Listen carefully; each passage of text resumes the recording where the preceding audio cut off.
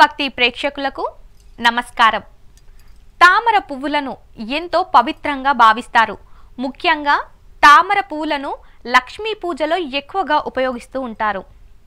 కొలనులో విరబూసే ఈ తామర పువ్వులు దేవతలకు సమర్పించడం వల్ల ఆ దేవుడి అనుగ్రహం పొందవచ్చు.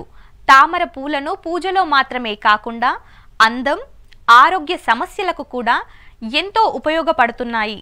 తామర పూలతో కొన్ని రకాల పరిహారాలు పాటించడం వల్ల మన సమస్యలు అన్నీ దూరం అవుతాయని పండితులు సూచిస్తున్నారు.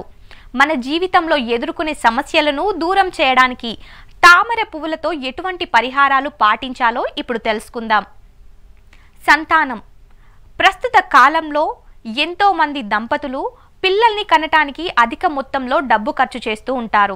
అయితే సంతానం లేని వారు ఇలా లక్షల రూపాయలు డబ్బు ఖర్చు చేయకుండా తామర పూలతో ఈ పరిహారం చేస్తే సంతానం పొందవచ్చు.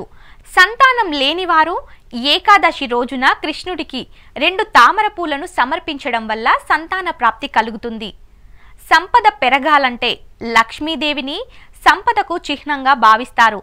అందువల్ల ఆర్థిక సమస్యలతో ఇబ్బంది పడుతున్న వారు శుక్రవారం రోజున తామర పూలను లక్ష్మీదేవికి సమర్పించి పూజ చేయడం వల్ల లక్ష్మీదేవి అనుగ్రహం పొంది సంపద లభిస్తుంది. 11 వారాల పాటు ఇలా చేయడం వల్ల మంచి ఫలితం లభిస్తుంది. వైవాహిక జీవితంలో సమస్యలు. భార్యాభర్తల మధ్య మనస్పర్ధాలు ఏర్పడి గొడవలు జరుగుతుంటే బుధవారం నాడు తామర పూలకు చందనాన్ని పూసి లక్ష్మీ గణపతికి సమర్పించాలి.